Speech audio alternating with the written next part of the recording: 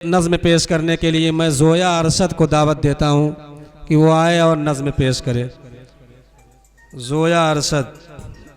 अस्सलाम वालेकुम व रहमतुल्लाहि व बरकातुहू।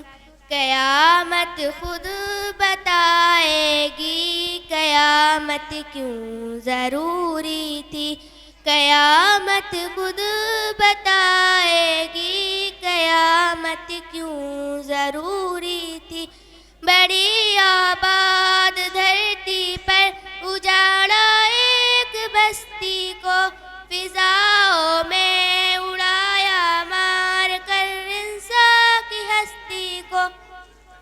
पतंगों की तरह उड़ती रही लाशें फिजाओं में, फलक भी खुश्क था कब से थी एक वहशत हवाओं में।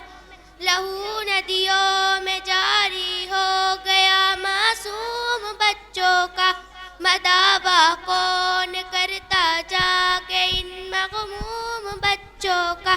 मुसलमानों के दिल में जानता दुनिया की चाहत थी। क़यामत खुद बताएगी क़यामत क्यों ज़रूरी थी। क़यामत खुद बताएगी क़यामत क्यों ज़रूरी थी। बहुत अच्छे, माशाअल्लाह।